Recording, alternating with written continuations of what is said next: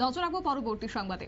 অনির্দিষ্টকালের জন্য রাজ্য জুড়ে তিপ্রামথা ছাত্র সংগঠনের পক্ষ থেকে বিক্ষোভ কার্যত বলা চলে রাস্তা অবরোধ, এবং এখন সময় কার্যত নজর রাখবো কমলপুরের দিকে। অবশ্য কমলপুর কুমারঘাট সড়কের 208 নম্বর জাতীয় সড়ক তারা অবরোধ করেছেন। অবরোধস্থলে সিআরপিএফ, টিএসআর এবং পুলিশ মোতায়েন করা হয়েছে। সড়কের দুদিকে প্রচুর গাড়ি আটকে পড়েছে এই বিক্ষোভকে কেন্দ্র করে। ককবরকে রোমান হরফ চালুর দাবিতেই আজ সকাল 8টা থেকে কমলপুরে মহকুমার সেত্রায় বিসি সংলগ্ন কমলপুর কুমারঘাট রাস্তার 208 নম্বর জাতীয় সড়ক অনির্দিষ্টকালের জন্য অবরোধ করে রেখেছেন তিপ্রামথা দলের ছাত্র সংগঠন টিআইএসএফ। কি রয়েছে বক্তব্য শুনুন। Problem हो रही है, so due to that we are sitting here for strike.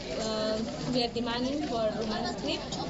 So as we are Department and as we are Tiprasha, so that is our right. हमारी जो वो तो हमारी right है ना कि हम हमारी भाषा को किस लैंग्वेज से लिखेंगे, किस स्क्रिप्ट से लिखेंगे. So we want to write Cockbrook in Roman script, so that is easy for us. And if we write Cockbrook in Bengali, then that will be tough for us. क्योंकि देखो हमारे कॉकब्रोक जो बोलने में हमें मतलब क्या बोलते हैं वो जो प्रॉब्लम होता है। हाँ, बोलने में तो इजी है लेकिन लिखने में तो प्रॉब्लम होती है ना, तो उसकी वजह से हमारी जो আপনারা শুনলেন ছাত্র সংগঠনের পক্ষ থেকে বক্তব্য। অন্যদিকে এই অবরোধস্থলে টিআইএসএফ ছাত্র সংগঠন নেতৃত্বরা যেটা বলেছেন যে ককবরকে রোমান হরফ চালুর দাবিতে দীর্ঘদিনের তাদের দাবি রয়েছে, এবং তারা এও বলছেন যে তাদের ক্ষেত্রে লেখাপড়ার সমস্যা হবে না। মাধ্যমিক এবং উচ্চ মাধ্যমিক পরীক্ষায় ককবরকে রোমান হরফ যদি চালু করত তাহলে হয়তো তাদের পরীক্ষা ভালো হতো, ভালো রেজাল্ট করতে পারত।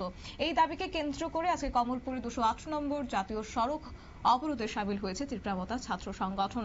নিয়ে নিচ্ছে ছোট্ট একটি বিজ্ঞাপন বিরতির সঙ্গে থাকুন।